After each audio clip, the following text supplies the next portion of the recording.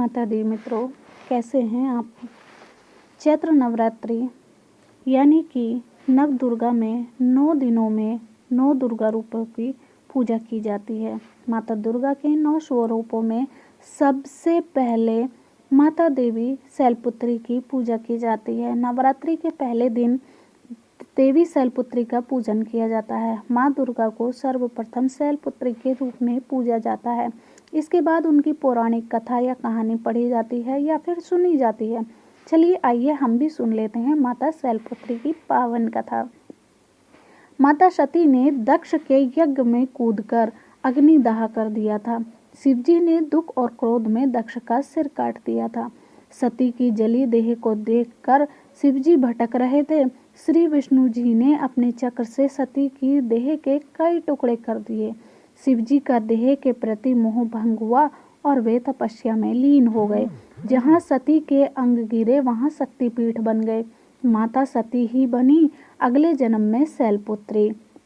वंदे वांछितालाभाय चंद्रार्ध कृतशेखराम वृषारूढ़ाम शूलधराम शैलपुत्री यशस्विनीम।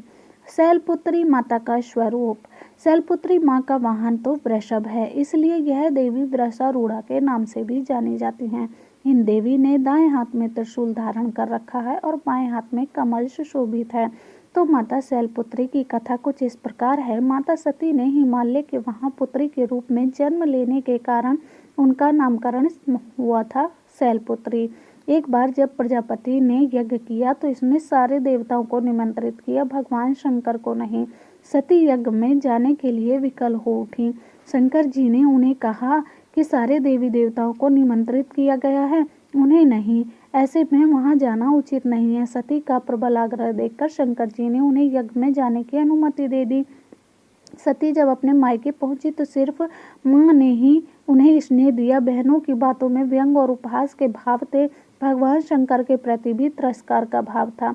सती के पिता दक्ष ने भी उनके प्रति अपमानजनक वचन कहे। इससे सती को बहुत ज्यादा दुख और कलेश पहुंचा।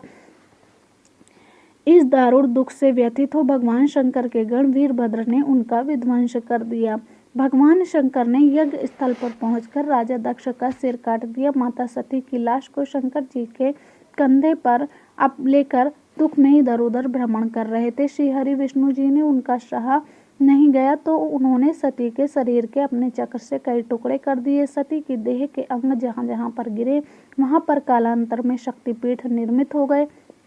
यही सती अगले जन्म में शैलराज हिमालय की पुत्री के रूप में जन्मी और शैलपुत्री कहाई।